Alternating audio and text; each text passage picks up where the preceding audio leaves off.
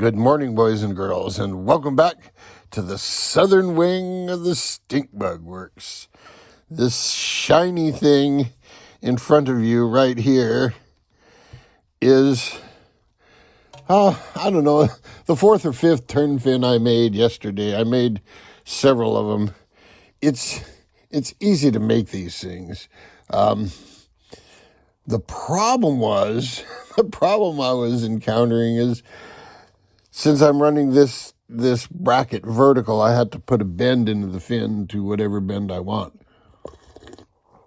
The problem is that in my brake, it's real easy to overbend these things. And so I have four or five that are just bent way too much. So the only hard part about this stuff is buying the little sheets of stainless steel to make this thing, because I have a shear that I can just cut off these edges, and I sharpen them on a belt sander. And let me tell you, a belt sander will get these things. A belt sander and a buffing wheel, I buff the opposite side of where the bead would be from the sharpening, but I can shave the hair on my arm with this thing. It's that sharp. So I'm thinking that's the final layout of the turn fin. It'll go right there and have about that much angle of dangle. Now, somebody asked me if it's going to be adjustable. And the answer to that is yes, absolutely. So here's my plan.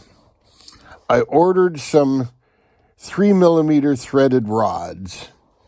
And what I'm going to do is I'm not going to drill a hole there for the rod. I'm going to mill a slot. Now, this is stainless steel, so milling stainless is a bitch.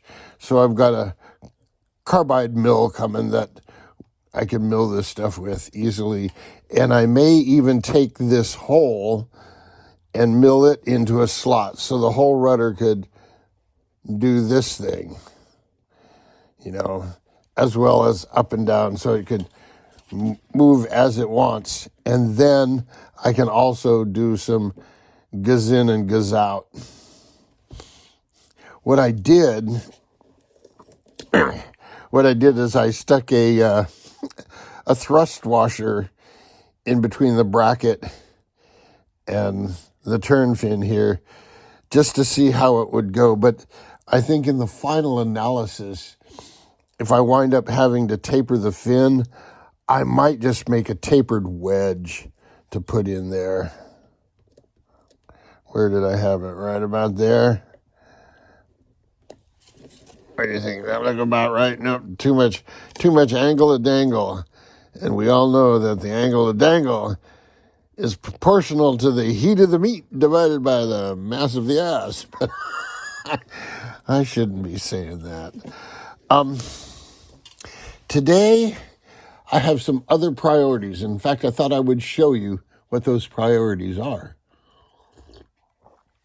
As you know, I waste a lot of time doing perk tests. So this is my perk test float. It goes down in a hole. And to that, when the hole gets deeper, I add an extension rod. My shop's not big enough to extend the whole thing, but you folks get the idea. I add this rod and I have an extension. I've tested holes that are 12 feet deep, so I need a bunch of these extensions. And up until February 1st of this year, the required number of holes per system was 4. You could always do more, but the minimum was 4. Now the minimum is 6. So I need to make more of these extensions just in case. So I'm working on, what I have is, I have enough material to make 27 of these little things. So I'm going to make 27 of these all exactly the same length with nice rounded ends and cleared. And then I'm going to epoxy them onto 8 of these. The holder tube always goes facing up, so gravity will hold things together. Although I put a piece of tape on here just to keep it all in one piece. Although I may rethink that. I might just let friction do its thing. So that's my job today, is to make 27 of these things, and then they all have to be epoxied on at the same depth. So what I've been doing is I had a little spacer, and I'd take a little O-ring, and with that spacer, I'd push the O-ring down to the position. Then I'd glue the tube in place, and once the epoxy had set off, the O-ring would just pop off and go on to the next one. So I have 27 of those I'm going to make today. And until then, this thing's going to sit out. I did put the water cooling in. I did put a longer bolt in here for the bracket. I think I'm going to put the bracket on this side. With these propeller blast pickups, you got to think how the water comes off the propeller. And when you watch a boat going away from you, there's a rooster tail, and because the propeller's spinning this way, this rooster tail kind of goes off in this direction. And you can see that it comes back at an angle from the prop, and it's spinning that way. So you want your pickup. Hello, do I have a pickup here? You want your pickup.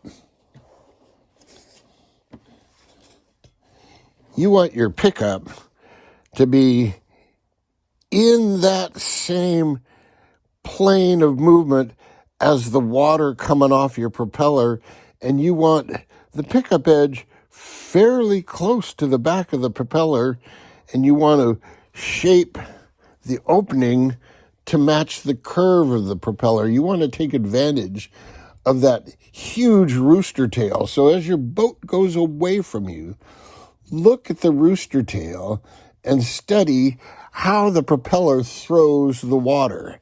Then when you do your blast pickup, put your pickup right there.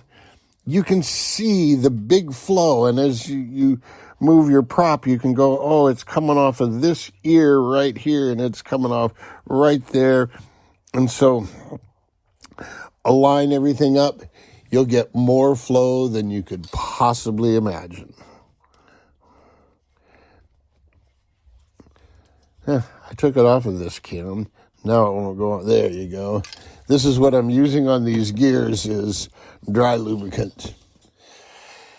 If I have to use grease, I'll use grease. But if I use grease, there's going to be a big blue ring right around there. But maybe that's the cost of doing business. Maybe I should make a jam foam gear cover that can get splattered with grease. We'll have to see. Until then, boys and girls, jet out.